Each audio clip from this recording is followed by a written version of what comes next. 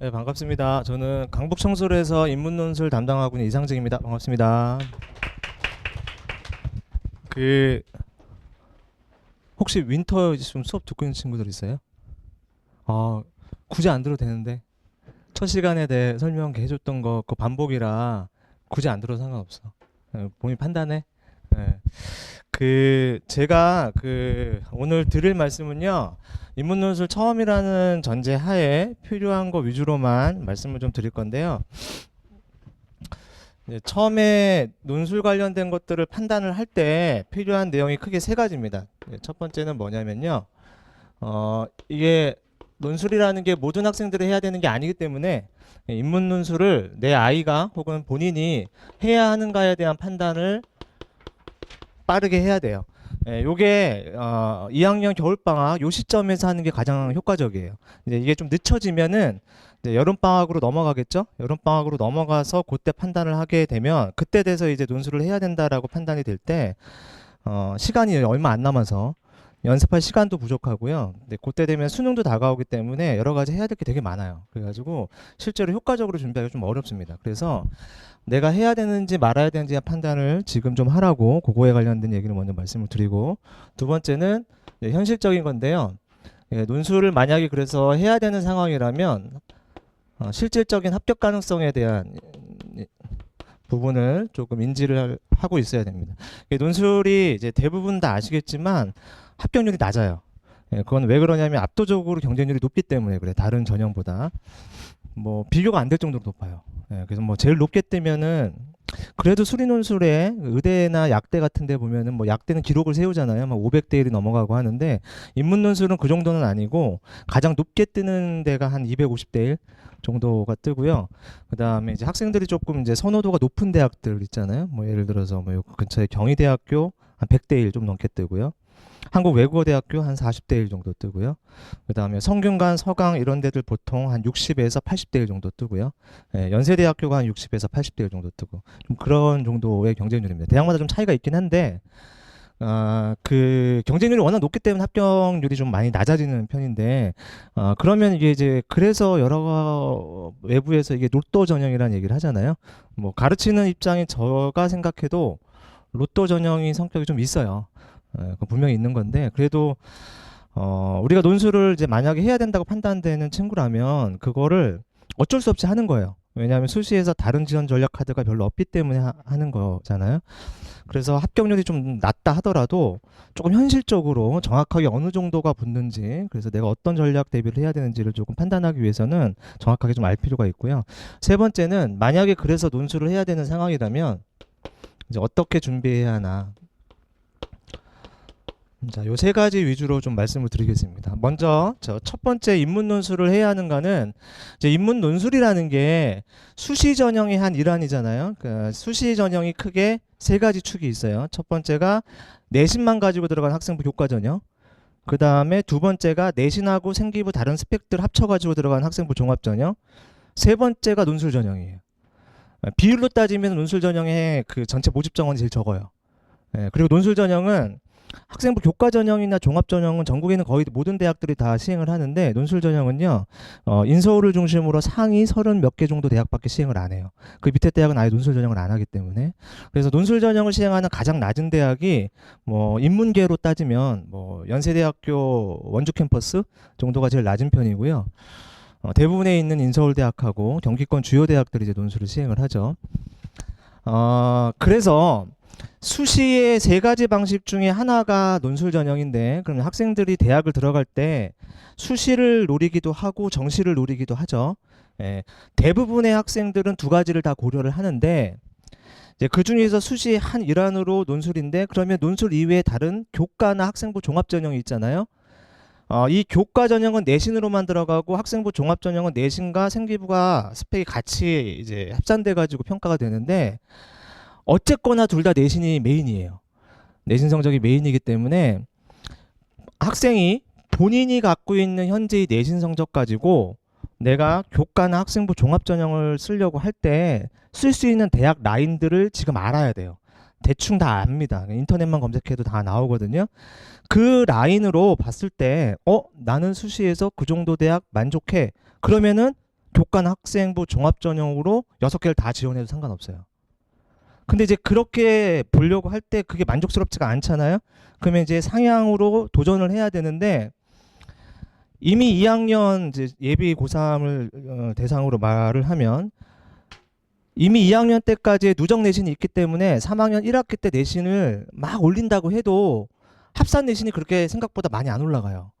그러다 보니까 3학년 1학기 때 내신을 열심히 해도 실제 내가 지원할 수 있는 교과나 학생부 종합전형의 학교 라인이 크게 변동이 되기가 힘들어요. 그런 이유 때문에 만약에 내가 쓸 수 있는 교과나 학생부 종합전형의 대학교 라인과 실제 내가 원하는 정도의 라인의 갭이 너무 크잖아요. 그러면은 교과나 학생부 종합전형 라인으로 쓰기가 힘들죠. 그러면은 논술로 돌리는 거예요. 여기서 먼저 하나 기억하셔야 되는 건 그렇기 때문에 논술은 무조건 상향 지원 전략이에요. 논술은 내가 지원할 수 있는 교과나 학생부 종합전형보다 높은 대학을 목표로 하는 전형이고요. 또 하나 우리가 대학을 수시로 가는 게 아니라 정시로도 갈 수 있죠. 수능 성적으로도 갈 수 있는데 현재까지 모의고사 성적을 기준으로 정시를 지원했을 때 어느 정도 대학 라인을 갈 수 있는지도 역시 인터넷 뒤져보면 다 나와요. 그러면 본인이 혹은 내 아이가 현재까지 모의고사 성적 가지고 정시 지원했을 때 이 정도 대학 라인 쓸 수 있네 라는 걸 판단하고 그 대학보다 윗대학을 지원하는 게 논술 지원 전략이에요. 그래서 논술은 기본적으로 내가 갖고 있는 내신 성적으로 갈 수 있는 대학, 그다음에 내가 지금 현재 수능 모의고사 성적으로 정시로 갈 때 갈 수 있는 대학, 그것보다 윗대학을 지원하는 전략이다. 그리고 다시 수시로 돌아오면 수시 3가지 방식 중에서 아까도 말씀드렸지만 현재 갖고 있는 내 내신 성적하고 교과나 학생부 종합전형을 썼을 때 갈 수 있는 라인이 만족스럽다. 그러면 논술을 쓸 이유가 별로 없어요. 그냥 전부 다 6교과 6논술 다 지원하면 되는데 현실적으로 그러기가 쉽지가 않아서 그래요. 현실적으로 그러기가 생각보다 어렵습니다. 자, 그게 어느 정도로 어렵냐면 교과와 학생부 종합전형이 약간 차이가 있긴 한데 교과는 내신만 보잖아요. 이 내신을 볼 때는 일반고, 특목고, 자사고 구분을 안 하고 그냥 똑같이 평가를 하고요. 근데 학생부 종합전형은 좀 달리 평가가 받아요. 다 알 거예요. 그죠? 일반고, 자사고, 특목고의 학생부 종합전형 평가가 달라요. 예를 들어서 똑같은 내신 3.1인데 일반고 3.1과 저 특목고 3.1이 달리 평가받죠. 들어갈 수 있는 대학 라인이 틀려지니까. 그래서 학생부 종합전형은 고등학교별로 케바케로 판단을 해줘야 되는데 이제 제가 평균적인 말씀을 드리기 위해서 그냥 공통으로 일반고 기준으로 할게요. 그냥 노멀한 일반고 기준으로 봤을 때요. 내신이 한 2.5 정도가 나와요. 일반고 기준으로 내신이 2.5가 나오면 교과를 쓸 수도 있고 학생부 종합전형을 쓸 수도 있죠. 이제 그 판단은 뭐 이제 담임 선생님이나 아니면 외부 컨설팅을 받을 수도 있을 거예요. 이렇게 생기부를 딱 봐서 비교과 스펙이 나쁘지 않은데 이러면 학생부 종합전형으로 많이 유도하고요. 비교과 스펙이 별로 좋지가 않은 것 같아. 그러면 가급적이면 교과로 유도를 하죠. 그리고 교과 같은 경우는 그래서 상대적으로 수능 최저 라인들이 좀 많이 걸려 있어요. 그런 거를 방지하기 위해서. 근데 아무튼 내신 2.5 정도를 일반고에서 만약에 받았다. 그러면 평균적으로 이 내신 2.5로 교과나 차이가 좀 있긴 합니다. 교과나 학종이 좀 차이가 있는데 이거를 지원을 한다면 어느 정도 대학 라인을 평균적으로 지원할 수 있는지 이 점을 알고 있으면 판단하기가 좀 편합니다. 내신 2.5를 가지고 교과나 학종을 일반고에서 지원했을 때 평균적으로 그 기준선이요. 학생들이 다 알고 있는 국승세단 라인이에요. 여기가 가까운 국민, 뭐 숭실 요 라인을 기준점을 잡아요. 이 기준점에서 생기부 스펙이 좀 굉장히 좋아요. 굉장히 좋으면은 2.5보다 낮은 내신이더라도 학생부 종합전형을 지원시켜요. 생기부 스펙이 좀 안 좋아요. 그러면 2.5도 국민대 숭실대도 안 돼. 그러면 교과로 빼자. 이렇게 유도를 해요. 그래서 기준점을 이 정도로 잡으시면 되는데 이거 다시 한번 얘기하지만 이게 교과는 상관없는데 학종의 차이가 있기 때문에 이게 일반고 기준입니다. 자사고 특목고는 좀 달라요. 훨씬 더 낮아지죠. 훨씬 낮아지는데도 지원이 가능합니다. 그 자사고 특목고 같은 경우에는 본인 내신이 어느 대학 라인까지 지원할 수 있는지는 학교에서 확인하는 게 제일 빨라요. 학교에 선생님한테 물어보시면 3년치 선배들 데이터만 봐도 지금 내신 가지고 이게 가능한지 불가능한지가 바로 나옵니다. 예, 그래서 그거는 학교에서 미리 확인을 하셔야 돼요. 근데 이제 여기서 하나 또 기억해야 되는 건 특히 이제 특목고가 좀 그런데 외고 포함해서 한 몇 년 사이에 학종을 지원할 수 있는 요 내신 컷이 굉장히 많이 올라갔어요. 굉장히 많이 올라갔다는 거 혹시 여기 지금 특목고를 다니거나 특목고를 다니는 자제분을 둔 학부모님들은 아실 거예요. 대략적으로 제가 판단했을 때는 평균 내신 한 2등급 이상 정도가 올라갔어요. 네, 그래서 예전만큼 좀 쉽게 지원하기가 좀 힘들어졌어요. 뭐 이런 식입니다. 예를 들어서 제가 한 10년 전까지 서울에 있는 주요 외국어 고등학교 방과후 논술 수업을 많이 했었는데 뭐 한영외고, 대일외고, 뭐 명덕외고, 그다음에 서울외고도 제가 오래 했던 것 같은데 그때 당시에 한영이나 명덕외고를 기준으로 하면 대일외고도 비슷해요. 기준으로 보면 6점대 내신이 나오잖아요. 내신 성적으로 6점 중반 정도 내신이 나오면 중대부터 학종을 지원시켰어요. 중대 학종 그 라인의 학종을 쓰고 자, 한 3개 정도만 논술로 돌리자. 그럼 그 3개의 논술은 그냥 상위권 3개예요. 연대, 고대 이 라인으로 쓰겠죠. 그죠? 예. 그런 전략을 많이 폈는데 지금은 불가능해요. 6점대 내신 가지고 그 외고가에서 중대를 쓴다 그러면은 선생님들 깜짝 놀라죠. 그죠? 예. 대략 내신이 2개 이상 올라갔어요. 예. 2등급 제가 보기엔 더 높아진 것 같아요. 그래서 아무튼 다시 한번 말씀드리지만 외고와 자사고는 학교에서 이 데이터를 한번 확인하셔야 됩니다. 정확하게. 자, 그 다음에 제가 이제 모의고사 정시, 요거는 이제 수시죠. 예, 수시 기준으로 본 거고, 이제 정시로 이제 제가 판단을 해보면, 이제 이거는 수능을 봐야 되는데, 이제 수능 성적은 이제 뭐 내년에, 그러니까 올해죠. 올해 말에 시험 봐야지만 알 수 있으니까, 모의고사로밖에 판단이 안 돼요. 모의고사로밖에 판단이 안 되는데 그 2학년 때까지 봤던 모의고사는 그 수능을 출제하는 평가원에서 내는 모의고사가 아니라 교육청에서 내는 모의고사이기 때문에 수능 스타일하고 좀 달라요. 다르고 그 다음에 재수생들도 시험을 볼 수가 없기 때문에 재학생들만을 기준으로 판단을 한 거라 그 데이터가 좀 정확하지가 않습니다. 그래서 원래 가장 정확한 판단은 수능을 출제하는 평가원에서 주관하고 출제도 하고 재수생까지 다 포함해가지고 시험을 보는 6월 모의고사, 9월 모의고사 이 딱 2개 가지고 보통 판단을 합니다. 그래야 우리가 그거를 굉장히 중요한 시험이라고 얘기하죠. 예, 입시를 준비하는 친구들은 다 알 거예요. 6개월 모평이 얼마나 중요한지. 근데 아무튼 지금 그 데이터는 없는 상황에서 일단은 2학년 때까지 모의고사를 기준으로 봤을 때 자, 국어가 있고 영어가 있고 수학이 있고 탐구 1이 있고 탐구 2가 있어요. 원래 정시는 원점수 합산해가지고 표점으로 전환해가지고 들어가기 때문에 한 1.1점이 다 소중해요. 1.1점이 다 소중한데 그렇게는 평균적으로 제가 정보를 알려드릴 수가 없어서 제가 등급으로 말씀을 드릴게요. 등급으로. 물론 등급 간 격차도 커요. 2등급 예컨대 2등급이어도 2등급 상위권이냐 하위권이냐에 따라 점수 차이가 상당히 많이 납니다. 그래서 저는 다 평균적으로 중간이라고 생각을 하고 제 데이터를 말씀드리면 예를 들어서 모의고사를 봤는데 어떤 친구가 뭐 3이 나왔고요. 2가 나왔고요.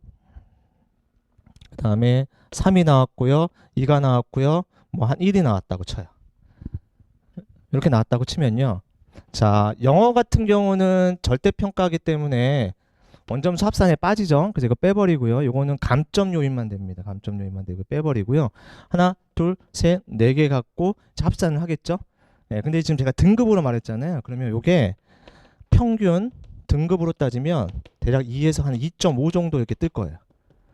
자, 한 2.5 정도 라인으로 나와요. 그러면 이렇게 2.5라고 할까요? 2.5 정도 라인이 뜨잖아요. 그러면 이렇게 떴을 때 실제 정시를 지원했을 때 지원할 수 있는 대학 라인이 어디냐? 그게 똑같이 이 라인이에요. 되게 판단이 쉬워요. 일반고 기준으로 내신 성적을 가지고 교과나 학종을 지원했을 때 평균적으로 지원할 수 있는 대학가고요. 모의고사를 봤을 때 제가 다 중위권을 지금 중간값을 기준으로 제가 판단한 겁니다. 중간값을 기준으로 정시 성적이 나왔을 때 지원할 수 있는 정시 대학 라인이 거의 비슷하겠다요. 그래서 이걸 기준으로 지금 상황에서 어느 정도 대학 라인을 쓸 수 있는지를 판단하면 되는데 더 정확한 거는 인터넷에서 좀 검색을 해보시면 돼요. 예, 그 값을 가지고 판단하시면 되는데, 자, 그러면 우리는 이걸 가지고 이제 인문 논술에 대한 여부를 따지는 거예요. 따지는 건데, 학생마다 이제 케이스가 다르겠죠. 굉장히 케이스가 다를 텐데, 예를 제가 몇 개만 들어볼게요. 어떤 친구가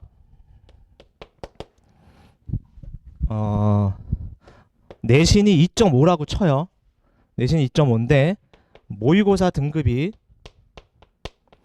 요거 기준으로 그대로 할게요. 모의고사 등급이 국어가 1이 떠요. 영어도 1이 떠요. 수학이 하나가 2가 떠요. 사탐 하나 2 뜨고 하나 1 뜨고. 만약에 이렇다고 쳐요. 이게 이제 몇 가지 가정입니다. 이 친구는 일반고라고 치면 다 이제 아마 느끼실 거예요. 내신 성적 가지고 교과나 학종을 쓸 이유가 전혀 없어요. 왜냐하면 정시로 갈 수 있는 대학이 훨씬 높아요.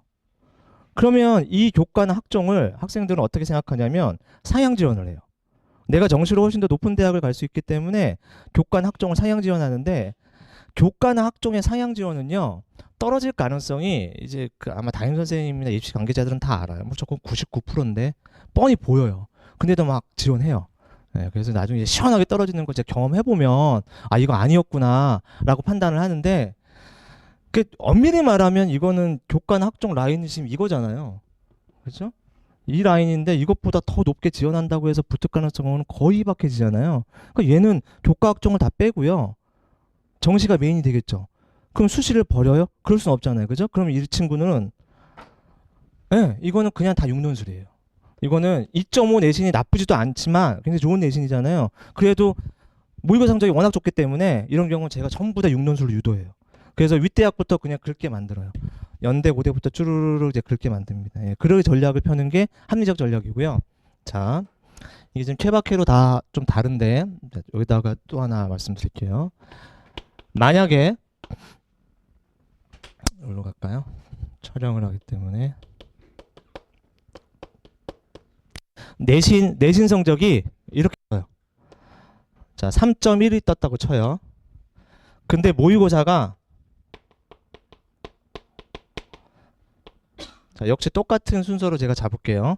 되게 많습니다. 내신이 한 3.1 정도 뜨는데 5, 5, 6, 5, 6 이렇게 떠요. 그죠? 그러면 이렇게 뜨면은 이 친구는 보세요. 어떻게든 정시로 가면 안 됩니다. 그렇죠? 이거 가면은 삐뽀삐뽀 걸리는 거죠. 근데 내신 3.1이 상당히 좋은 거잖아요. 그죠? 그럼 이 친구는 전략상 수시에서 무조건 끝내야 돼요. 이거 아무리 3학년 때 올리려고 노력을 한다고 해도 간혹 올라갈 수도 있겠지만 그 확률이 너무 희박해요. 예, 그렇게 기댈 수는 없는 거잖아요. 그죠? 그러면 이 친구는 가급적이면 수시에서 끝내는 전략으로 유도를 해요. 근데 수시에서 끝내는 전략은 논술이 될 수 없어요. 논술은 제가 아까 말씀드린 것처럼 경쟁률이 너무 높기 때문에 로또적 성향이 있다라고 했잖아요. 그죠? 예, 그래서 논술 전형은 확실하게 끝내는 전략으로는 쓸 수가 없어요. 그러면 이 친구는 수시에서 무조건 끝내려면 적정 수준의 교과나 학종을 무조건 써야 돼요. 그럼 3.1 내신으로 적정 수준의 학종 라인이 어느 정도냐? 그게 한 경기대 정도 라인이에요. 경기대 정도 라인으로 보통 학생들을 유도를 많이 합니다. 자, 그러면 보세요.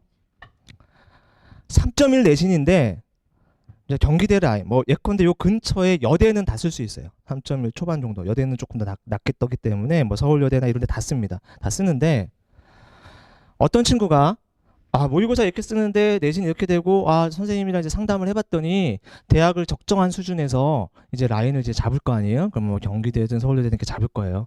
자기 만족합니다. 만족하고요. 저는 괜찮아요. 그런데 6개 중에서 한 2개 정도는 상향으로 좀 쓰고 싶어요. 그러면 선생님이 2개는 상향 쓰자. 가능성은 확실히 떨어지는 거 뻔히 알지만 그래도 가끔씩 붙는 경우가 나오거든요. 그럼 쓰자고 얘기해요. 어디 쓰고 싶은데 저는 한 숭실대 쓰고 싶어요. 국민대 쓰고 싶어요. 그럼 쓰자라고 해요. 근데 그거는 상향이에요. 상향인 거 확실하거든요. 그런데 분명히 적정 수준 라인에서 걸릴 가능성이 굉장히 높아요. 그래서 저는 그냥 편하게 교과나 학종 6개 쓸래요라고 하면 그 라인 다 유도합니다. 유도하는데 또 어떤 친구는 이거 가지고 적정 수준 라인을 얘기 들었더니 너무 가기가 싫은 거예요. 그럴 수 있죠. 3.1 내신이면 그래도 나름대로 노력한 건데, 그러니까 저는 더 높은 데 목표로 하고 싶어요 라고 얘기를 하겠죠. 그랬을 때 이거를 올려가지고 정시를 올려서 지금 여기보다 갈 수 있는데 높은 데를 전략 삼는 거는 현실적으로 불가능해요. 그렇죠? 그럼 어떻게 해야 되느냐? 이 친구는 요 내신을 가지고 수시로 끝내는 전략을 쓸 때 내신을 가지고 교과나 학종을 쓸 수 있는 대학 한 3개, 많으면 4개까지 써도 상관없어요. 근데 쓸 때 반드시 붙을 가능성이 한 70% 이상 되는 애 2개 이상 제가 무조건 쓰라고 합니다. 그러니까 상향하지 마. 고도 상향하지 마. 어차피 의미 없어. 그러니까 붙을 가능성 70% 이상 되는데 2개 정도 쓰게끔 하고 한두 개 정도 꼭 상향하고 싶으면 그 정도는 그냥 하라고 하고 나머지 한 2개에서 3개 정도를 논술로 돌려요. 논술은 제가 아까도 말씀드렸지만 상향 지원 전략이니까 너 어차피 상향 지원이 이거 갖고는 힘들어. 그러면 논술로 도전해. 확률적으로 높진 않아요. 논술 아까 이제 이따가 이렇게 합격 가능성에 대한 얘기를 말씀드리겠지만 워낙 경쟁률이 높기 때문에 그렇게 확률적으로 높진 않아도 그런 전략으로 학생부 종합전형이나 교과와 논술을 반반 섞어서 쓰게끔 전략을 짜요. 그러니까 케바케죠, 다 학생들마다. 또 하나 예를 들어볼게요. 이번에는 내신이 5.9예요. 많아요. 내신 5.9 정도. 특히 자사고 외고 친구들은 굉장히 많습니다. 모의고사 성적이 뭐 이렇게 떠요. 2, 3, 3, 2, 2 이렇게 떠요. 그죠? 이것도 뻔하죠. 이것도 뻔한데 외고 같은 경우는 일단 외고나 주요 자사고 같은 경우는 5.9 라인 가지고 학종을 어디까지 쓸 수 있는지 먼저 판단을 해줘야 됩니다. 그건 학교마다 좀 다르기 때문에 그 판단을 해줘야 되는데 일반적으로 봤을 때는 이걸로 갈 수 있는 대학보다 이걸로 갈 수 있는 대학이 여기서도 조금 더 높죠. 예, 그러면은 저는 역시 유도해요. 야, 넌 그냥 정시하고 그냥 다 육론술로 돌려. 이거 학생부 종합전형이나 교과 가는 게 그렇게 네가 갈 수 있는 내 라인을 갈 수가 없어. 그럼 이것도 역도 육론술로 돌려줘요. 근데 또 이런 경우도 있어요. 학생들 워낙 다양해서 내신이 똑같이 5.9예요. 그런데 모의고사가 이렇게 떴다고 쳐요. 그죠? 그러면 이거 평균하고 이거하고 거의 똑같죠? 그러니까 이 친구는 야, 수시로 가고 싶으면 수시로 가고 정시로 가고 싶으면 정시로 가라. 참 어떻게 이렇게 학습을 균형감 있게 했냐. 내신하고 모의고사도 차이가 없고 모의고사도 각 과목별 별 차이가 없죠. 그죠? 근데 이런 친구들 좀 괴롭죠. 그죠? 뭐가 하나 조금 더 이렇게 좀 특출난 게 있으면 전략 짜기가 조금 더 편한데 이런 경우는 똑같아요. 그럼 저는 이제 보통 어떻게 얘기하냐면 이런 경우는 이제 본인이 판단을 해야 되는데 한 6월 평가원까지 공부해봐. 열심히. 그래서 이거 오르는 거 좀 지켜볼래. 왜냐면 오를 여지가 일단 많잖아요. 이게 만약 2, 3인데 이걸 1로 만드는 건 되게 어려운데 5, 6에서 한 2, 3 정도 만드는 건 그래도 조금은 할만하니까 6월까지 한번 해봐. 이거 오르는 거 한번 보게. 그죠? 근데 만약에 올라요. 슬금슬금 오르기 시작하죠? 예, 그러면 저는 자, 정시 계속 가자. 정시 가고 이거 전부 논술로 돌리자. 이렇게 얘기를 하고요. 6월 평가원까지 이제 공부를 계속 하라고 한 다음에 잘 안 올라요. 안 올라요. 여전히 이렇게 비슷해요. 그러면 저는 어떻게 유도하냐면 야, 너가 지금 6개월 이상을 열심히 수능 공부를 했는데도 지금 잘 안 오르잖아. 실제로 해보면 잘 안 오르는 경우들이 많거든요. 안 오르잖아. 근데 너 그러면 실제 수능 시험장 가면 재수생들 들어오고 시험 처음 보는데 엄청 떨리고 이거보다 더 점수 떨어져서 나오는 경우 많아. 네, 그런 경우가 실제 많아요. 모의고사보다 점수 떨어져서 나오는 경우가. 그러면 불안하잖아. 그냥 이걸로 끝내자. 네, 유도를 해요. 이걸로 끝내자. 여기까지 가려고 하지 말자. 이거는 이제 본인이 판단해야 돼요. 그럼 이걸로 끝내려면 어떻게 해야 되냐? 똑같은 전략인데 무조건 붙을 가능성이 있는 교과나 학종을 써줘야 돼요. 무조건 붙을 가능성이 있는 교과나 학종. 그럼 5.9 가지고 교과나 학종을 어떻게 씁니까? 라고 묻는데 쓸 수는 있어요. 다만 집에서 멀어질 뿐이에요. 그죠? 근데 그렇게 저는 쓰는 게 맞다고 생각을 해요. 이게 만약에 안 오르면 해본 다음에. 네, 그래서 근데 그렇게 6개를 다 쓰기는 너무 억울하잖아요. 그럼 역시 반반 섞어 쓰자. 교과나 학종 쓸만한데 한 3개 정도 쓰고 나머지 3개 정도 논술로 돌리자. 이렇게 유도를 해요. 그래서 이런 친구들 같은 경우는 모의고사를 3학년 때 조금 해보고 판단을 좀 해야 돼요. 네, 판단을 해보고. 그래서 이게 학생마다 굉장히 케바케입니다. 자, 지금까지 말씀드린 것처럼 논술 전형은 아이가 갖고 있는 현재 모의고사 성적과 내신 성적들을 고려해가지고요. 전략상 판단을 하셔야 돼요. 기본적으로 논술은 상향 지원 전략이다라는 생각하에 내 아이가 지금 해야 되는지 말아야 되는지에 대한 판단을 예비 고3 지금 시점이죠. 요때 하는 게 가장 효과적이에요. 이 판단을 이제 계속 늦추잖아요. 늦추면 여름방학 때 하게 되면 좀 답답해집니다. 왜냐하면 그때에서 나 논술 해야 되는구나라고 판단을 하잖아요. 그럼 학생들이 이제 보통 이제 한 8월 정도 이제 논술학원에 찾아와요. 어떤 친구들은 8월에도 안 찾아오고, 왜냐하면 다음 달 초에 9월 모의고사가 있으니까 9월 평가원 시험까지 보고 9월에 중순쯤에 찾아와요. 그럼 이제 하나도 안 되어 있죠. 이 안 되어 있는 상태에서는 제가 도움을 줄 수 있는 게 별로 없어요. 엄밀히 말하면. 어떤 거냐면요. 9월 때 찾아오는 친구들이 있는데, 그때 찾아오는 친구들은 자기가 기본적으로 갖고 있는 독해력과 자기가 기본적으로 갖고 있는 사고력과 자기가 기본적으로 갖고 있는 글쓰기 능력 가지고 뭔가 지금 개선을 시킬 수 있는 여지가, 시간적 여유가 없기 때문에 그걸 가지고 인문 논술이 대학마다 문제가 다 다르거든요. 그럼 9월 중순에 찾아오면 그 대학마다 자기가 지원한 대학이 있을 거 아니에요? 그 대학 유형을 막 숙지시켜주고 시험장 들여보내는 거예요. 근데 그 친구가 만약에 사고력이 훈련이 잘 안 돼 있어서 미비하거나, 더 중요한 거는 표현력입니다. 문장을 정확하게 쓰는 능력이 지금 안 갖춰져 있잖아요. 그건 교정이 안 돼요. 그 짧은 시간 안에. 그래서 그냥 들어가. 너 이 유형만 숙지해가지고 반복적으로 해가지고 판단해서 들어가. 이렇게 해줄 수밖에 없어요. 그런데 간혹 가다가 원래 그 능력이 좋은 친구들이 있어요. 좋은 친구들은 진짜 그렇게 짧게 하고 바로 논술 붙어요. 그거는 처음에 그 논술 몇 번 해보면 학생이 이제 답안 써내는 걸 보잖아요. 그럼 바로 알아요.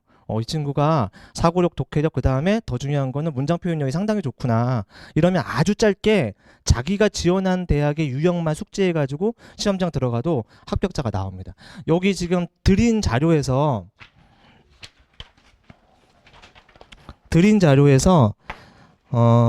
25페이지 보시면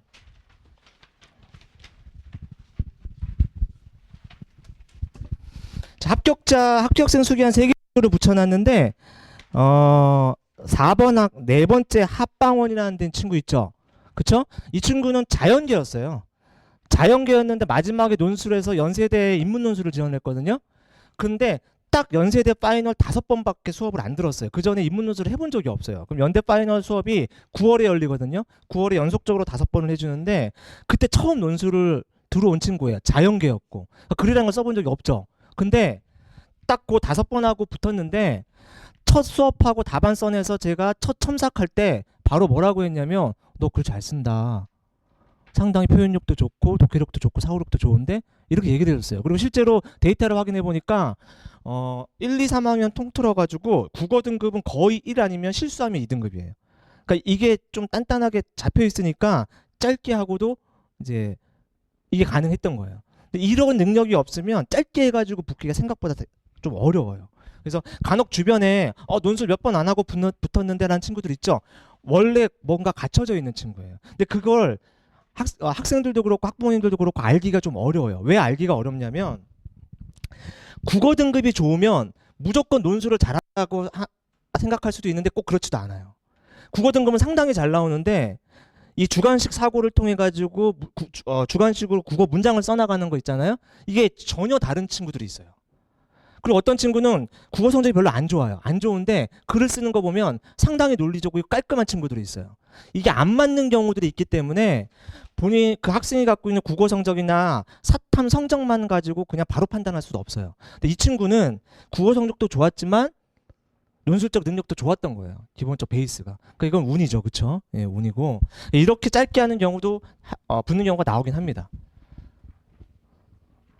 작년에도 그랬던 것 같아요. 작년에도 가르쳤던 학생 중에 논술을 6월 평가원 끝나고 나서 7월부터 했어요. 7월 기말고사 끝나고 바로 학원에 찾아왔는데 늦게 시작했죠. 근데 글을 처음에 몇 번 딱 쓰는 걸 보고, 얘는 논술이 뭔지 모르잖아요. 모르는데, 그러니까 각 대학별 유형도 전혀 몰라요. 그래서 이런 문제를 어떻게 해석해서 어떻게 답을 하는 건지를 알 수가 없죠. 그럼 이제 그걸 계속 숙지를 시켜준단 말이에요.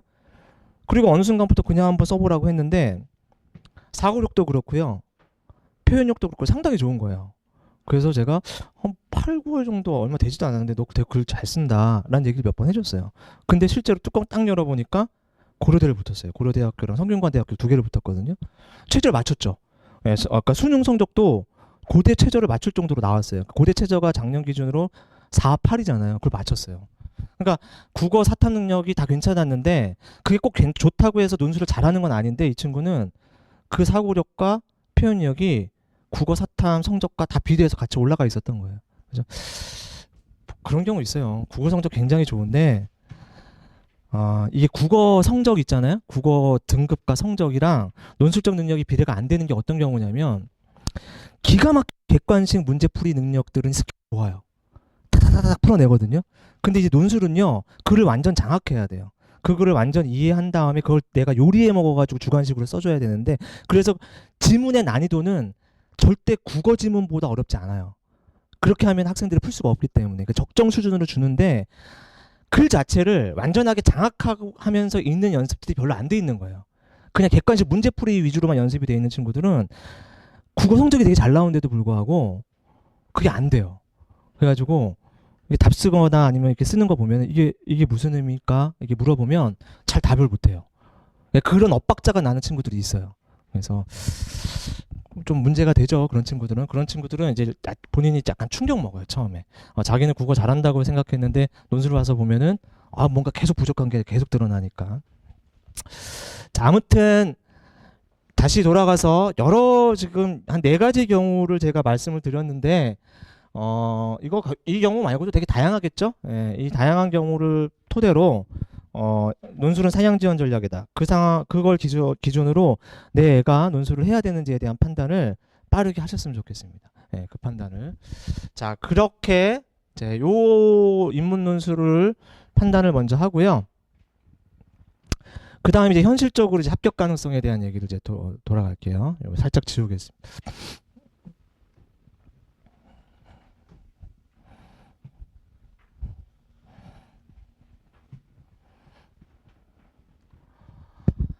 그냥 뭐 구구절절 얘기 안 하고 그냥 쉽게 말씀을 드리면요. 제가 10명 가르치잖아요. 10명 가르치면 그 중에 평균적으로 2명 붙어요. 이게 평균적 데이터예요. 어느 해 아주 운이 좋으면 평균 한 3명이 나올 수도 있죠. 정말 운이 나쁜 경우에는 2명이 안 나올 수도 있어요. 근데 보통 10명 가르치면 평균적으로 2명 붙는 전략이라고 생각을 하시면 돼요. 그러면 10명 중에 8명은 떨어지는 거죠. 그럼 여기 8명이 불합격이 된단 말이에요. 그러니까 논술은 가르쳐 봤을 때 합격한 친구들보다 불합격한 친구가 훨씬 많이 나올 수밖에 없는 전형이에요. 이 8명의 불합격자들은 왜 나오냐? 일단 이 8명 중에 한 50% 정도는요. 50%가 원래 넘어요. 고3 학생들 같은 경우 60%에 육박하는데 제가 좀 낮게 잡아서 50%로 말씀드리면 자기가 지원한 대학에 최저가 안 돼요. 최저의 문제가 생깁니다. 논술은 기본적 상향 지원 전략이기 때문에 학생들이 조금 더 윗대학 지원하려고 하겠죠. 그 윗대학에서 최저가 있는 대학도 있지만 없는 대학도 있지만 대부분은 걸려 있거든요. 근데 수능 시험장 가면 다 미끄러지는 거예요. 그래서 한 50% 정도 최저가 안 되는 경우가 나와요. 제가 이따 데이터 한번 보여드릴게요. 실제로는 50%가 넘습니다. 자, 그 다음에 나머지 그럼 50% 정도 범위에는요. 여기 안에서도요. 딱 한 25% 정도 제가 절반 딱 쪼갤게요. 절반은요. 논술은 하면요. 실력이 조금씩 계속 올라요. 글쓰기 능력이 오르고 문제 패턴을 익숙해지면서 사고력이 조금씩 올라요.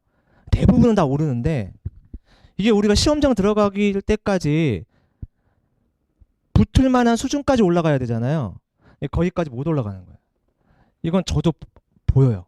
뭐 지금은 알 수 없지만 9, 10월 정도 되면 좀 부족한데 좀 더 해야 되는데 부족한데 이게 보여요. 이런 친구들은 안타깝지만 이전보다는 실력이 훨씬 더 올라갔지만 뚫을 정도까지는 못 올라가는 거예요. 그래서 얘는 실력 향상이 좀 미비한 거겠죠. 그렇죠? 이런 친구들은 본인이 알아요. 억울해가지고 자기도 스스로가 내가 예전보다 실력이 올라갔다는 걸 알거든요. 그러면 보면은 다음에 또 찾아와요. 다음에 찾아와서 저 어젠가도 제가 이번 주 목요일에 만나기로 했는데 4년 전 친구가 대학을 다니면서 계속 저한테 논술을 배웠었는데 재수 때 배웠었어요. 재수 때 배웠는데 이제 재수 때도 이제 실력은 오르지만 그 정도까지가 아니었어요, 실제로.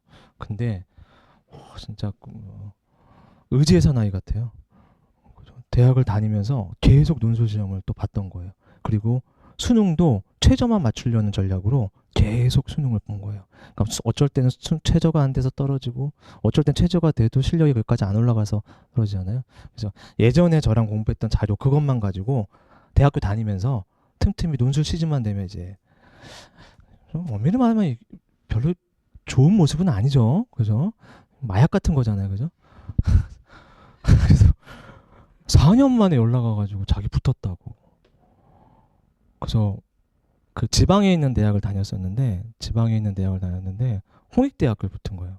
홍익대에 자기 논술 붙었다고. 그래가지고 남학생인데 밥 사달라고. 그래서 목요일에 만나기로 했어요. 그래서 제가 카톡을 보고 와, 너 진짜 대단하다. 그럼 계속 시험을 봤던 거야? 억울해서 자기 못하겠다. 계속 시험 봤대요. 그래서 수능 공부를 했던 거야? 아예 수능 공부를 보려고 하긴 해서 이제 홍대도 최저가 있으니까 보긴 했는데 제대로 안 하니까 또 어떤 애는 최저 안 돼서 그냥 날라가고 했는데 작년엔 최저가 됐다는 거예요. 돼가지고 처음에 봤는데 붙었대요. 의지의 사나이죠. 저는 솔직히 말하면 좀 좋아 보이진 않아요. 그쵸? 이게 청년들이 그 젊은 꽃다운 나이에 이거 갖고 시간 낭비하는 것도 좀 안타깝고 좀 그렇습니다. 대한민국 입시제도가 좀 그 한계가 있잖아요. 연세대 논술 시험장 가면 그런 거 보여요. 연세대 시험 제가 이제 학생들 시험 보러 갈 때 저는 쉬는 날이니까 그때 막 논술 막 하다가 애들 시험 보러 가면 저는 진짜 딱 그날 쉬는 거거든요. 그 전까지 막 좀비처럼 살다가 잠도 못 자고 진짜 너무 바쁘게 살다가 시험 보면은 그날아 좀 늦게 자고 막 이러는데 무슨 기분이 들었는지 그 한 몇 년 전에 연대 시험장을 한번 애들 응원해 주려고 한번 연대 시험장을 찾아갔어요. 이제 애들 들어갈 때 이제 가르치는 애들이 많았을 테니까 제가 지점 한 4개 돌아다니면서 가르치니까 먹을 걸 이만큼 사들고 들어가면 음료수랑 뭐 하나씩 주면서 들여보내려고. 근데 저도 시험장을 처음 가봐가지고 차가 그렇게 막히는지 몰랐어요. 그 신촌 사거리에서부터 연대까지 그 몇몇 100m나 되나? 그게 차가 꼼짝도 안 해요. 꼼짝도 안 해가지고 너무 당황해서 바로 현대백화점으로 들어가가지고 거기다 주차를 하고 나중에 주차비 9만 원 나왔어요. 그래서 그 먹을 거 사들고 걸어가지고 연대 앞에서 이렇게 돼서 지나가서 아는 친구 만나면 하나씩 주려고 했는데 제가 이제 착각한 거죠. 수험생이 그렇게 많다라는 걸 모르고 진짜 계속 서 있었는데 한 명도 제가 눈에 띄는 애를 못 만났어요. 그냥 뭐라고 해야 되죠? 신도림역 그 출근 시간처럼 막 물밀들이 들어가니까 뭐 알 수가 없는 거예요. 그래서 이만큼 사갖고 온 거를 아무도 못 나눠주고 그냥 이게 들고 있었던 거예요. 너무 허탈하잖아요. 너무 허탈해가지고 이게 뭐지 하고 시험 시간 되기 전에 그냥 학교 안에 들어갔었어요. 들어가가지고 그냥 벤치 혼자 앉아서 허탈하다 하고 있는데 앞에 남녀 학생들이 똑같은 잠바를 입고 시험을 보러 온 거예요. 그 저는 그것도 무슨 학교인지 몰랐어요. 뒤에 똑같이 자주색 그 과자 점퍼 같은 거, 야구 잠바 같은 거 있는데 이렇게 써 있는 거예요. SKK.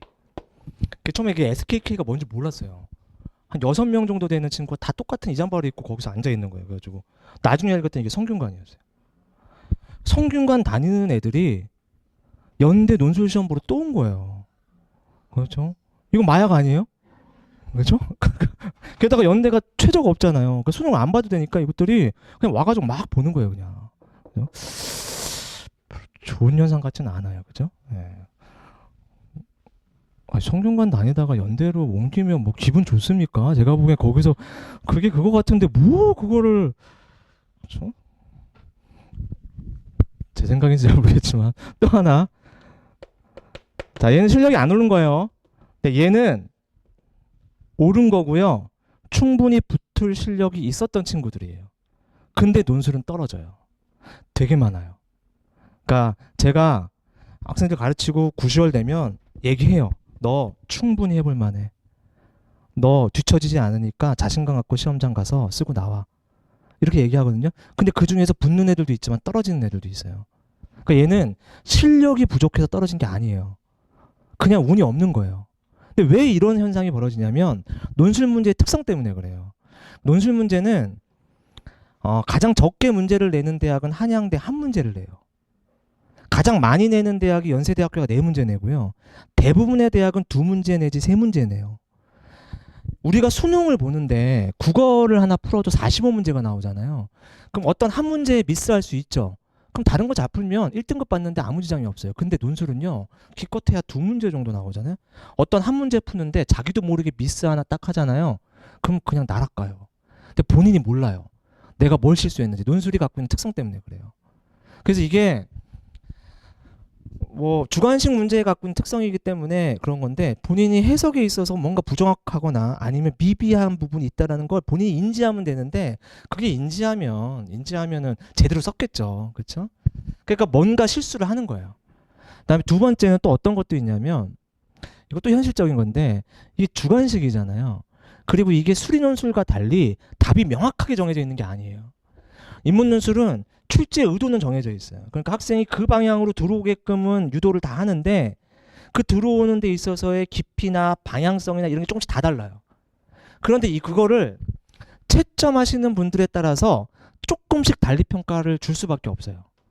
이거는 사람이 채점하는 걸 어쩔 수가 없습니다. 수학 채점은 좀 쉽잖아요. 그냥 답 딱딱딱 보이기 때문에. 근데 인문논술은 그렇지가 않아요. 이게 의견이 갈리는 경우도 많아요. 그래서 그거는 뭐 자기가 어떤 채점자한테 채점 받았느냐도 영향을 분명히 미칠 거고요. 여러 가지 변수가 있기 때문에 얘는 잘했는데 그냥 운이 없어 떨어진 거예요. 이런 친구들 제일 안타깝죠. 그럼 이런 친구들은 좌절 많이 하거든요. 그럼 제가 해줄 말이 별로 없는데 너 잘했어. 그리고 난 지금도 너가 잘한다고 생각을 해. 나는 아마 네가 시험장 가가지고 뭔진 모르겠지만 실수를 한 걸 텐데 누구나 그런 실수를 하는데 네가 그냥 다 운이 없었던 거야. 라고 보통 얘기를 해주거든요. 이런 친구들은 다시 뭐 이렇게 시험 보면요. 붙을 가능성이 상당히 높아요. 기본적 실력이 있기 때문에.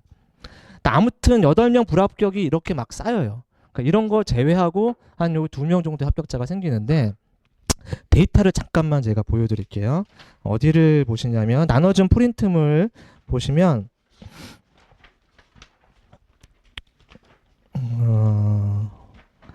19페이지 한번 보시겠어요?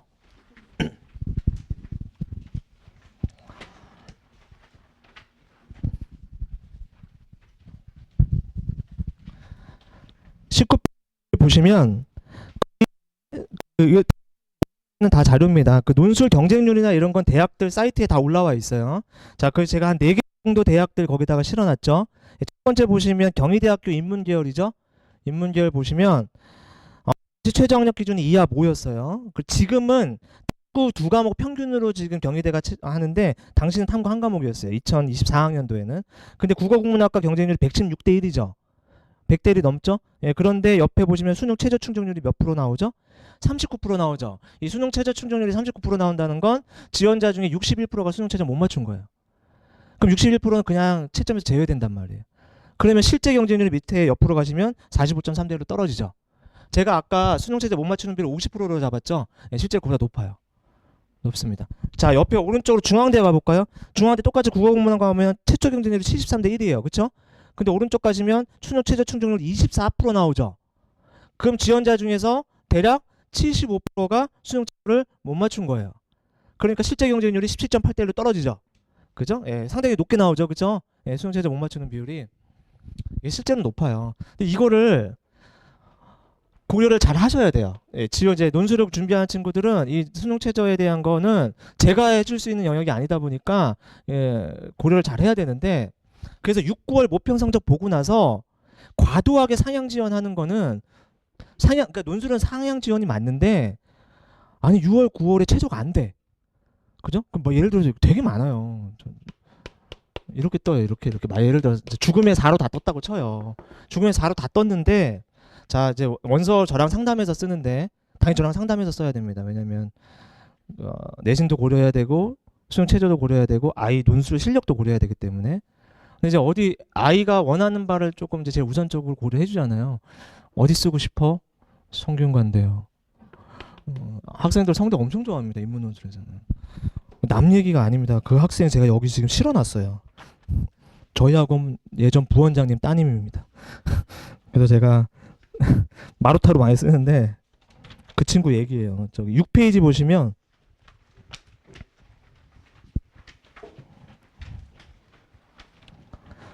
그 이따가 한번 검토를 해볼 건데 실제 수능 성적하고 실제 내신 성적관이 어떻게 나왔고 실제 논술 합격자가 어디를 합격했는지 그 데이터 몇 개 지금 보여드리는 건데 거기 중간에 육방이라고 외자인 친구 있어요. 찾으셨죠? 그쵸? 이 친구가 실존 인물이에요. 쓰는데 이렇게 성적 나왔는데 어디 쓸래요? 어디 쓸 거야? 성대요. 진짜로 연대도 썼어요. 첫 처음에. 연대 로망이래요. 그래서 제가 뭐라고 했냐면 연대는 영어도 나오고 수학도 나와. 야, 너 지금 다 이렇게 나오는데 영어 그거 해석 되겠어? 수학 풀 수 있겠어? 해보면 되죠. 이게 고3 때 얘기입니다. 고3 때는 근데 이게 444가 아니고요. 지금 이 친구 재수한 거거든요. 그 육방 보시면 수능 평균 등급이 평균 4등급 나오죠. 이거 지금 오른 거예요, 재수해서. 제가 이 친구 고3 때부터 가르쳤거든요. 고3 때는 444가 아니고요. 다 5, 6이었어요. 이 친구 거의 수능 등급이 평균 1.5에서 2등급 오른 거예요. 그때는 다 막 이렇게 떴어요. 막 5, 6, 6, 뭐 5, 6 이렇게 떴거든요. 근데 그때 고3 때 쓴 대학이 성대 연대예요. 네, 그리고 또 어디 쓰고 싶어? 서강대요. 이렇게 들어간다고요. 그죠? 그죠? 야, 안 돼. 낮춰. 그러면 이 친구가 저한테 했던 얘기가 제가 그 대학을 가려고 고등학교 과정을 힘들게 보낸 게 아닙니다. 이렇게 얘기하면 제가 너 힘들게 안 보냈어. 근데 이거 다 날라갔어요, 이거 다 날라갑니다, 이거. 그렇죠? 그래가지고 재수해가지고 지금 성적이 조금 올라갔어요. 평균 4등급으로 수능이. 그쵸? 내지는 그대로고. 그게 낮춘 거예요. 그때도 이제 그때 되니까 아이도 기억납니다. 또 연대 쓸 거야? 연대 영어 해석이 안 된다고. 영어 해석이 안 된다고. 그 다음 또 어디 쓸 거야? 성대요. 성대는 너무 좋아하는 거야, 학생들이. 성대는 꼭 쓰고 싶대요. 서강대는 성대 문제 좀 어렵던데요. 안 쓸래요. 이게 된 거예요. 낮춰가지고 서울여대 쓰게끔 한 거예요. 그죠? 뚜껑 따려면 다 날라가죠. 이런 거 다 날라갑니다. 다 날라가고 딱 하나 이게 걸린 거예요, 서울여대가. 그죠? 기억이 나는 친구입니다. 그러니까 이게 학생들이 지원을 할 때 자기 6월 평가원, 9월 평가원 그 등급 약간 고려해서 조금 더 공부해가지고 맞출 가능성이 최저를 맞출 가능성이 있어 보인다 싶으면 제가 6월 모평에서 최저가 안 나와도 그냥 지원하라고 하거든요. 근데 이게 과도하게 하면 이런 현상 벌어져요. 그냥 다 날라갑니다. 근데 고3 학생들은 이거 되게 많아요. 굉장히 많습니다. 그럼 제가 보통 부모님하고 상의해서 오라고, 그리고 너 내년에 나 또 볼 까고 해야 된다라고 얘기하고 보내요. 그래서 뭐 그래도 쓰겠다고 하면 어쩔 수 없는 거죠. 그죠? 요 육방 친구는 자매인데요. 여동생이에요. 언니가 있는데 언니는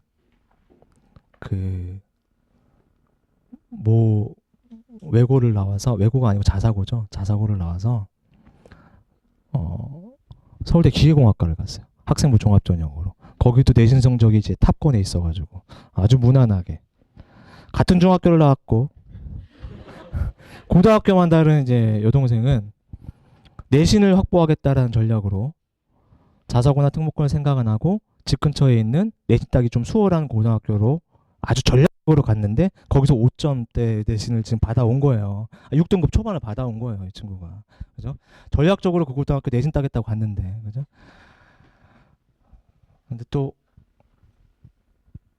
어머니가 사교육 전문가시고 저희 이제 지금은 그만두셨지만 저희 한때 부원장님이셨어요. 사교육 전문가고 아빠도 공부를 잘해서 아빠가 서울대 기계공학과를 나왔어요. 그러니까 큰 딸이 아빠랑 같은 대학 같은 과를 간 거예요. 근데 어머니 입장에서 이해가 안 되는 거예요. 뭐 이런 괴물이. 그래서 엄청 구박을 하시는 거예요. 얘를 그냥 자기 언니랑 이제 비교해가지고 제가 계속 달래드리고. 얘 장점이 있어요. 얘도 얘 해보면 굉장히 4차원이에요. 아니 어떻게 이런 생각을 하지? 그래서 저는 나중에 이게 되게 장점이 될 것 같은 거예요. 야, 이거 일반적인 생각이 아닌데 논술답을 쓰라고 할 때도 완전 자유롭게 써요. 아주 그냥 형식도 무시하고 지 쓰고 싶은 거 써요. 근데 이렇게 쓰면 안 된다고 했잖아 해도 왜 안 되냐고 막 따지고 뭐 이랬던 애인데 영어이 자유롭죠. 근데 이런 게 나중에 큰 무기가 될 수 있지 않아요? 입시에서는 독이에요. 입시에서는 독인데 어떻게 해가지고 이제 서울여대가 붙었어요. 붙었는데 저는 엄청 좋죠. 어머님께서 그 전에 서울여대가 마지막 합격자 발표 확인한 건데 그 전에 다 떨어졌어요. 최저 안 되는 것도 안 돼가지고 날아가는 것도 다 확인하고 기적적으로 끄트머리 서울여대가 하나 딱 붙었는데 그 전에 막 연락 오셔가지고 딸내미 머리 빡빡 깎여가지고 제주도로 보내버리겠다고 막 이러시고. 근데 얘가 이제 붙고 나서 전화가 왔는데 이제 좋죠, 본인은. 그러면서 자기 자매는 서울대 자매라고. 언니는 서울대, 자기는 서울여대. 그래서 근데 이 친구가 그 사차원이 좀 있잖아요. 근데 대학을 가서, 그러니까 이런 애들이 더 성공한다니까요. 전 얘가 더 유명해질 것 같아요. 대학을 가서 엄마와 아빠의 그 핍박과 언니와의 비교에 그 을분이 있었을 거 아니에요? 그때마다 고등학교 때 책상에 앉아가지고 소설을 썼어요. 그 응어리진 가슴으로 이렇게 웹소설을 썼는데 이거를 다듬어가지고 대학교 1학년 때 신춘문예에 냈는데 당선됐어요. 얘가 대학교 1학년 때 당선됐어요. 그래서 깜짝 놀랐어요, 진짜.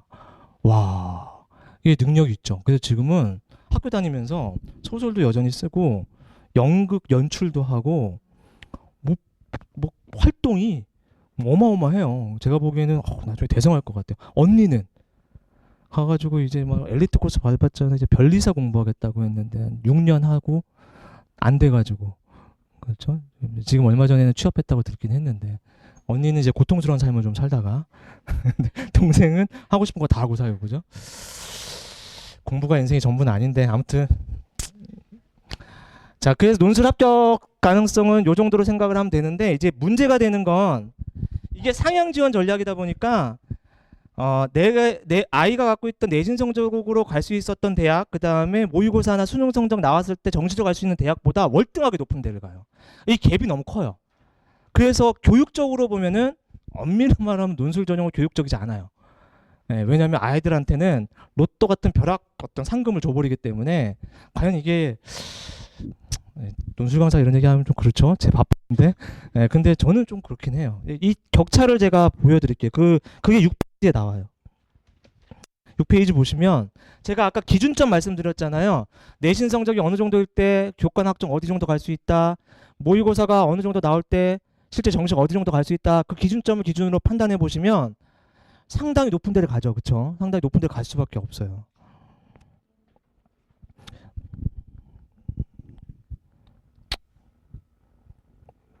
그렇죠. 논술이 갖는 특성입니다. 예, 붙으면 정말 대박입니다. 그러나 떨어지는 친구들이 더 많고 그게 좀 겹이 큽니다. 어제도 작년에 가르쳤던 이제 고3 학생들 2명이 놀러를 왔어요. 둘이 친구예요. 초중고 동창이에요. 아, 고등학교는 다르구나. 초중이고 고등학교는 다른데 한 친구는 남학생이고 한 친구는 여학생이에요. 어렸을 때부터 친했대요. 친구고. 근데 수능 성적이 이제 저는 이제 정확하게 몰랐는데 어제 밥 사주면서 물어봤어요.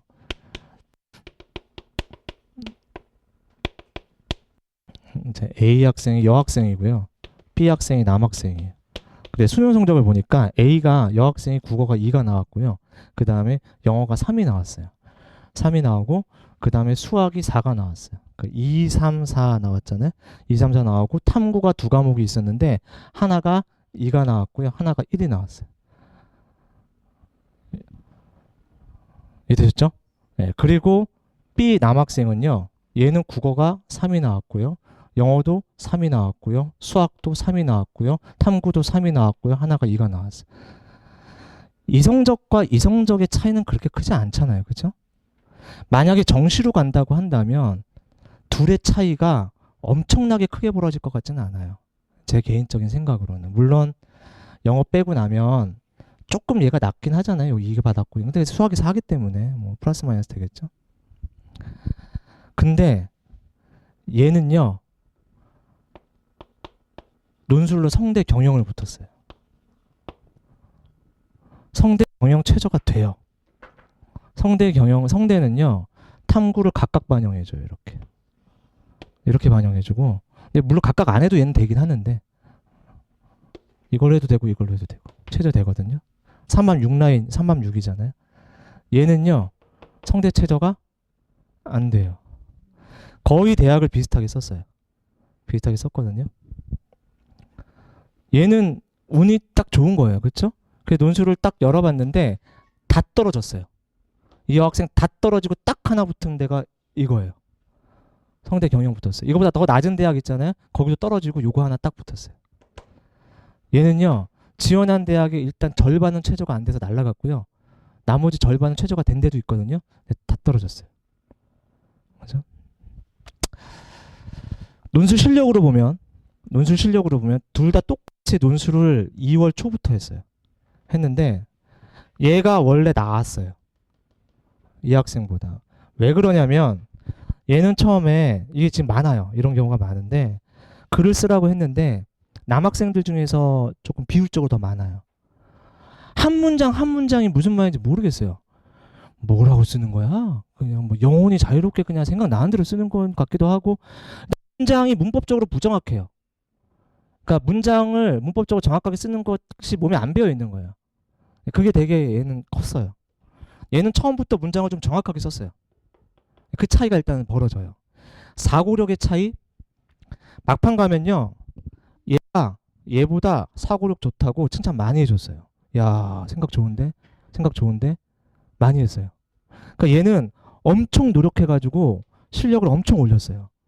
문장도 엄청 다듬어져가지고 많이 올렸어요. 그래서 제가 9월쯤에 원서 쓰고 할 때도 제가 뭐라고 했냐면 너 2월 달에 비하면 완전 다른 사람이라고. 잘한다고. 문장을 문법적으로나 논리적으로 문제 없이 쓴다고. 물론 아주 잘 쓰는 건 아니에요. 아주 좋은 어휘력과 세련되고 논리적 문장력을 구사하는 건 아니지만 문제가 안 되는 수준으로 다 다듬어 놨거든요. 사고력도 물론 엉뚱하게 잘못 해석하는 경우도 있는데 평균적으로 보면 사고력이 나쁘지 않아요. 근데 얘는 원래 문장이 좀 깔끔했고요. 그렇다고 사고력이 떨어지는 건 아니었어요. 괜찮은 편이거든요. 저는 막 봤을 때 둘 차이가 별로 없다 썼어요. 둘 차이 별로 없다. 둘 다 해볼 만하다. 근데 뚜껑 딱 열어보니까 얘는 붙었는데 아주 운 좋게, 그죠? 얘는 뭐 성균관대는 최저 안 돼서 떨어졌고 최저가 낮은 데나 없는 데는 경쟁률이 좀 더 높아요. 그럼 거기서 못 살아남은 거예요. 그죠? 같이 놀러 왔어요. 같이 놀러 와서 어저께 밥 사줬는데 격차가 너무 심하잖아요. 그래서 이걸로 제가 물어봤어요. 정시 썼어? 그랬더니 아예 안 썼대요. 정시 지원 안 했대요. 그러니까 본인도 이걸로 정시 지원을 하려고 하면 어느 정도 갈 수 있는지를 알 거 아니에요. 그죠? 그래서 정시 지원하는 게 의미도 없어서 그냥 바로 재수하려고 결정했다고. 그죠? 이 격차가 너무 커요. 수능 등급 격차 별로 나지는 않지만 실제로 논술을 붙었을 때와 안 붙었을 때의 차이가 너무 많아서 좀 그렇습니다. 이 전형 자체의 특성입니다. 자, 올해도 제가 공부하면서 이제 재수학원 안 다니겠대요. 안 다니고 자기랑 안 맞는다고. 그래서 혼자서 스카 가서 공부하겠다. 제가 보기엔 2달 하다가 포기할 것 같긴 한데 스카 가서 하다가 논술은 이제 다시 보겠죠. 이 정도 되면 억울하니까. 네, 요게 논술이 전형이 갖고 있는 특성인데 일단은 높아심에서 하나 말씀을 드리면 10명 중에 평균 2명이 붙는 건 맞는데요. 논술을 만약 해야 되는 상황이고 준비를 시작하면 이 생각해야 돼요. 이게 확률이 높진 않잖아요. 그러면 학생들이 자꾸 이게 될까 이런 생각해요. 그런 생각하면 절대 안 됩니다. 제가 절대 못하게 합니다. 논술은 긍정적으로 생각해. 그러니까 무조건 너가 떨어질 가능성이 더 높다. 당연해. 그러니까 그거 너무 당연한 거니까 위축되고 쫄지 마.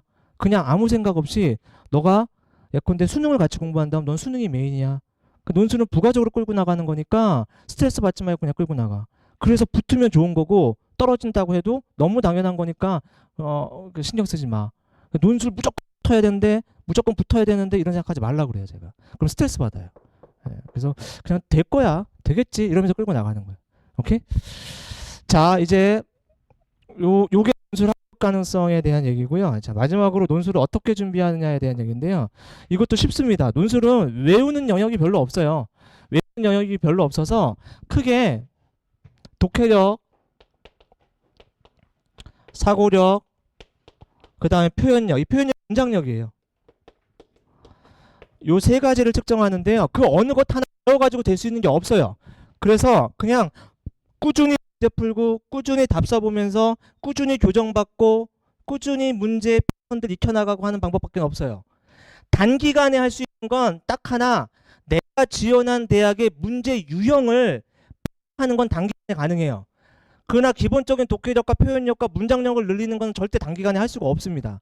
그래서 아까 제가 말씀드린 것처럼 원래 독해력과 사고력이 아주 좋았던 친구라면 단기간에 지원한 대학의 문제 유형만 해가지고 짧게 해가지고 붙는 경우 나와요. 근데 아니라면 이건 꾸준하게 그냥 끌고 나가는 전략이에요. 그래서 아까 말씀드린 처럼 계속하면 조금씩 나아져요. 계속.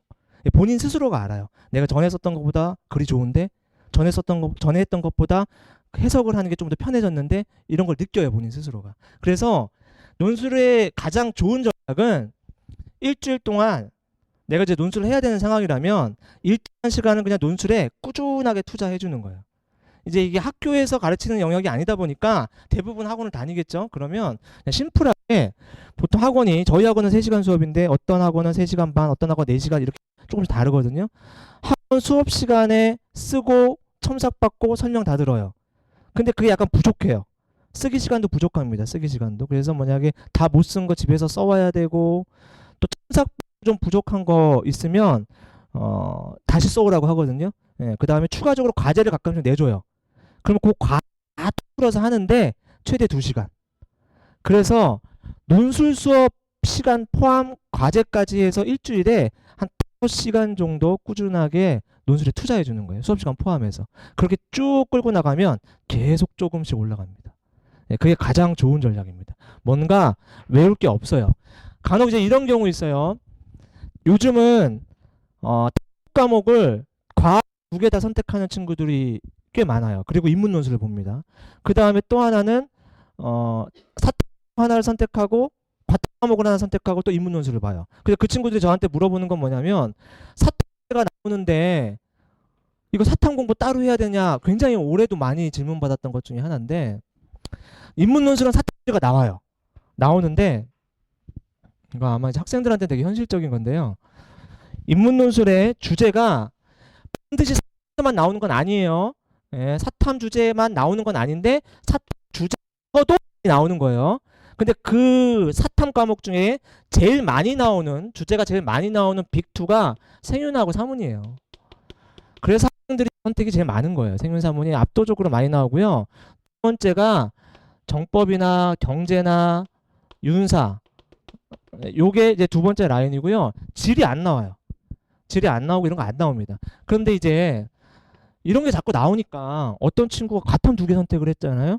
자기는 이거 배운 게 없잖아요. 배운 게 없으니까 저한테 따로 생윤이나 사문 교과서 사가지고 좀 공부해야 되는 거 아닐까요? 이렇게 묻거든요. 공부하면 좋겠죠. 당연히 좋겠죠. 논술하는 제 입장에서는. 아 근데 고3 때 그렇게 한가하지 않잖아요. 그죠? 아니, 할 게 얼마나 많은데 이거 때문에 그걸 교과서를 갖고 읽습니까? 그죠? 전 좋은 전략은 아닌 것 같아요. 그럼 이런 친구들은 어떻게 하냐면 사탐이나 과탐이 안 맞잖아요. 안 맞는 친구들은 논술 문제 많이 풀어야 돼요. 논술 문제 계속 풀다 보면 반복되고 자주 나오는 주제들이 있어요. 그러면 제가 수업할 때마다 이거 익혀놔. 왜 하는 게 아니라 이런 주제 있다라는 거 익혀놔. 이런 주제 있다는 거 익혀놔. 이렇게 계속 얘기를 해줘요. 그렇게 익혀놔도 다 어느 정도 커버가 돼요.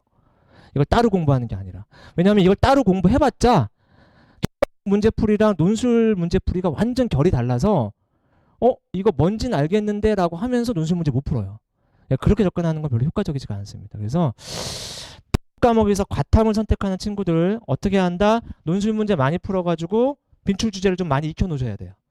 그렇게 처리하면 가능합니다.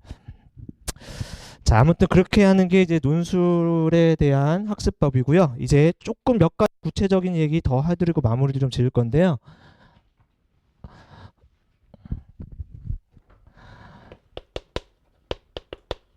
자, 내신 반영에 대한 얘기를 잠깐만 먼저 조금 해드릴게요. 자, 그 나눠드린 자료에 14페이지를 보시면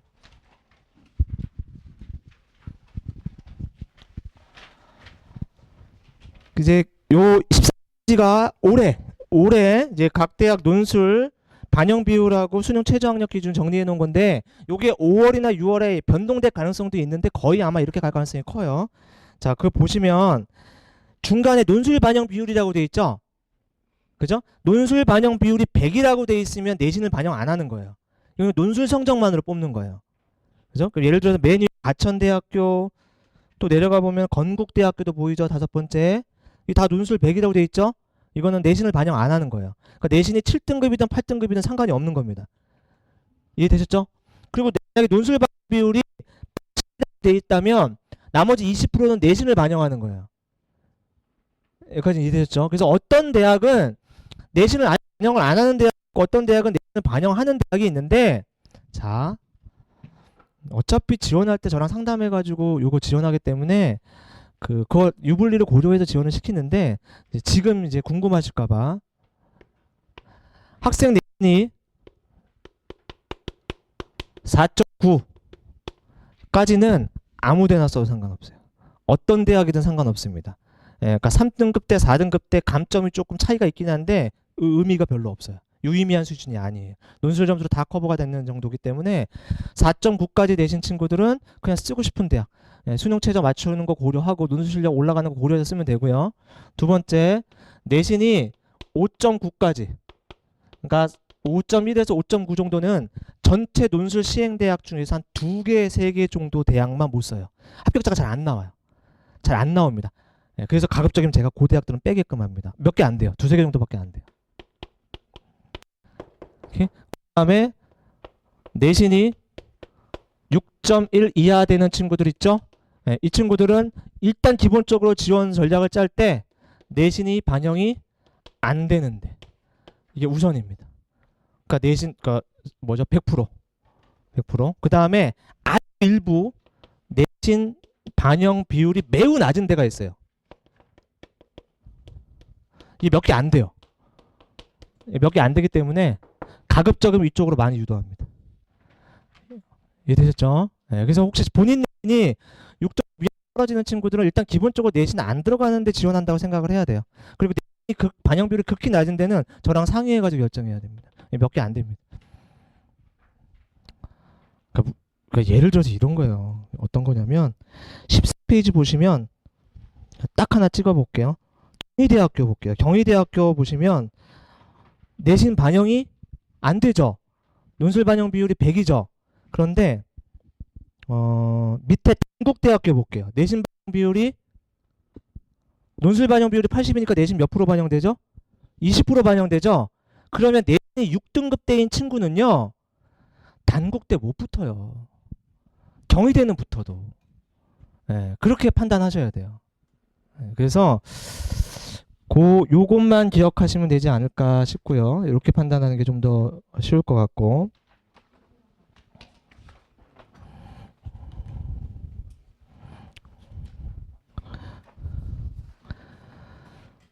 자, 그 다음에 대충 다 얘기를 했는데 논술에서 수학이 나오는 대학이 있거든요. 근데 이거는 이제 고학생들만 해당되는 사항이라 제가 짧게만 말씀을 드리면 또 어디를 보시면 되냐면 10페이지를 보시면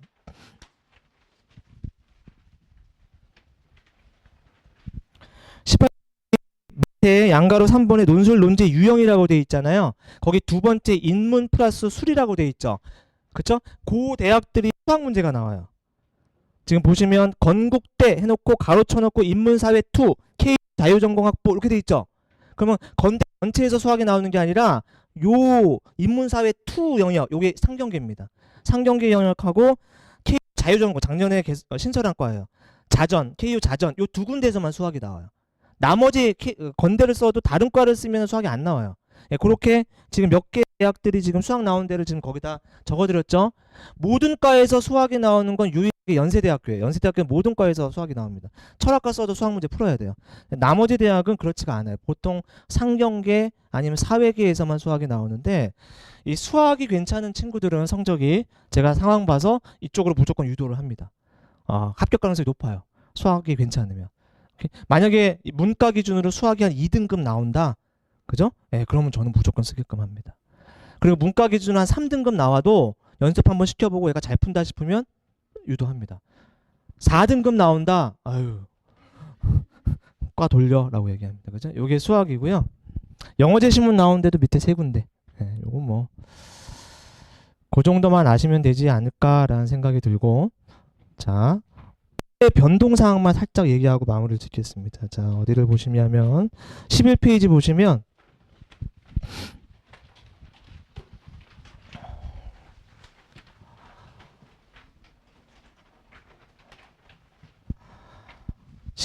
보면 이게 작년에 비해서 올해 살짝 바뀌었는데요. 첫 번째 고려대 경영학과가 최저를 완화했어요. 작년에 고대 경영이 최저가 혹시 아는 친구 4.5였어요. 그쵸? 거의 미쳤죠. 그쵸? 4.5는 저는 잘못 적은 게 아닌가라는 생각이 들어요. 근데 1년 보고 이거 아니다 싶었겠죠? 예, 올해 바로 고대 경영도 다른 과랑 마찬가지로 4학파로 낮췄습니다. 예, 고대 경영 낮췄고요. 이번 서강대 논술 내신 반영 폐지는 의미가 없습니다. 왜냐하면 작년에 10% 반영됐는데 10% 반영됐어도 서강대는요 내신에 영향이 없었어요. 아무 영향이 없었어요. 그래서 이건 의미가 없는 거고 3번은 커요. 한양대 논술이 최저가 신설됐어요. 작년까지 한양대는 논술에 최저가 없고 문제도 달랑 한 문제 나오다 보니까 학생들이 그냥 아유 뭐 논술처럼 안 해본 친구들은 다 그냥 한양대 쓰는 거예요. 그래서 한양대가 모든 경쟁률 기록을 갖고 있었어요. 뭐 과마다 막 250대까지 뜨고 막 그랬거든요. 근데 올해 드디어 한양대가 현실적으로 수능 최저를 걸었어요. 그 3합7 라인을 걸었습니다. 요 3합7은 서강대랑 똑같아요. 최저 라인이. 네, 저는 잘 걸었다고 생각을 합니다. 경쟁률이 많이 낮아지겠죠. 예, 올해는 한양대 상당히 낮아지기 때문에 최저가 되는 친구들은 한양대 적극적으로 유도할 겁니다. 쓰라고. 자, 4번 성균관대는 굉장히 독특한데요. 이거는 처음에 했을 때 조금 저도 이게 뭐야? 라고 했었어요. 이게 뭐냐면 인문 논술을 보고 자연계 과를 지원할 수 있는 거예요. 수리 논술을 보고 인문계 과를 지원할 수 있게끔 만들어 놨어요. 이게 무슨 말이냐면 쿼터를 만들었어요. 예를 들어서 예, 성균관대가 이렇게 있으면 인문학부 이렇게 있을 거 아니에요? 그럼 성균관대 보통 학부로 뽑아요. 과로 안 뽑고. 그럼 인문학부 전체 정원이 예컨대 40명이다. 이렇게 있죠? 이 중에 수리논술 대상자 쿼터로 뭐 10명 이렇게 설정을 해놓은 거예요. 그러니까 40명 중에 30명은 인문논술로 뽑고요. 나머지 10명은 수리논술로 뽑는 거예요. 그럼 마찬가지로 자연계도 공학부 이렇게 있을 거 아니에요? 공학부 인원이 80명이다. 이렇게 하면 여기서 인문논술 대상자 해가지고 뭐 15명 이렇게 잡아놓는 거예요. 그래가지고 요 쿼터끼리 싸움하는 거기 때문에 인문논술 봐서 요과 지원할 수 있다는 얘기. 네, 독특하죠?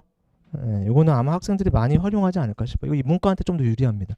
왜냐하면 쿼터가 자연계가 원래 모집 정원이 훨씬 많아요. 네, 그래서 자연계 쪽 쿼터가 조금 더 많기 때문에 문과한테 조금 더 유리해요. 요 제도는. 그게 성균관대 올해 지금 바뀐 거고, 다만 조건가 인문논술을 봐가지고 자연계 쪽 지원을 하려면 수능 최저를 반드시 한 과목 수학으로 충족해라. 네, 수학을 하나 걸어놨어요. 수능 최저 충족할 때 수학 반드시 반영해라. 이렇게. 그건 너무 당연하죠, 그렇죠? 예, 그쪽 가면 수학 써야 되니까. 방금 5번 보시면 이화 최저도 완화시킨 것도 이것도 변화가 커요. 작년까지 이화여자대학교가 모든 대학 통틀어서 수능 최저가 고대 빼놓고 모든 대학 통틀어서 수능 최저가 제일 높았어요. 오리지널 3합 6이었는데 이게 너무 높다 보니까 실제 이화여자대학교 수능 최저 충족률 자체가 너무 낮은 거예요. 그리고 요즘 또 약간 여대 현상이 있잖아요. 그러다 보니까 최고 경쟁률도 좀 낮은 편이거든요. 그래서 작년까지 이화여자대학교는 실제 경쟁률을 추정하건대 이때는 발표를 안 해줍니다. 자존심이 있어서 발표를 안 해주는데 강사에서 추정하건대 실제 경쟁률이 한 5대1 정도 나왔다고 봐요. 그게 낮게 뜨죠. 그렇죠. 다른 자기들의 경쟁 대학에 비해서. 그래서 올해부터 파격적으로 체제를 낮췄어요. 2학으로 낮췄거든요. 그러면 조금 지원을 하겠죠. 이대는 역시 여학생 입장에서는 조금 적극적으로 지원할 필요가 있습니다. 2합으로 낮춰졌고 이게 비슷한 중앙대보다 최초 경쟁률이 한 절반밖에 안 나와요. 네, 그래서 합격 가능성이 높아요. 자, 그 다음에 국민대, 요 가까운데 국민대 논술이 부활했고요. 10몇 년 만에 부활했습니다. 그 다음에 광운대학교가 비율을 조금 약화시켰어요. 이건 뭐 큰 변화는 아니고 여기 하나 빠졌는데 여기 가까운 서울여자대학교가 수능 최저를 없앴어요. 원래 작년까지 서울여자대학교는 한 개 3회 수능 최저를 요구했는데 올해 수능 최저를 아예 없애버렸어요. 네, 그래가지고 뽑는데요. 서울여대. 그래서 만약에 수능 성적 안 좋은 친구들은 역시 서울여자대학교도 고려해볼 만하죠. 자, 요 정도가 일단 기본적으로 알려드릴 정보고 그 다음에 26페이지 잠깐만 보시면 이제 수업 계획에 대한 얘기만 말씀을 드릴게요.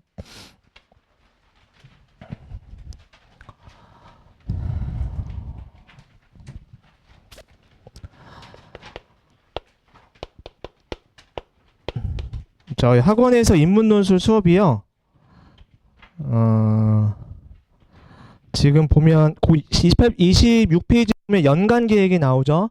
요 정도대로 지금 나가겠다는 얘기입니다. 그래서 1월부터 윈터 대상 친구로 먼저 수업을 시작을 하고 있었는데 그게 방과로 1번 1, 2월에 하는 핵심 논제 유형 학습, 그다음에 2월에 3, 5월 되면 그 핵심 논제 심화 학습, 그다음에 방과로 3번 6월에서 8월 되면 이제부터 주요 대학 실전 기출 문제를 풀어요.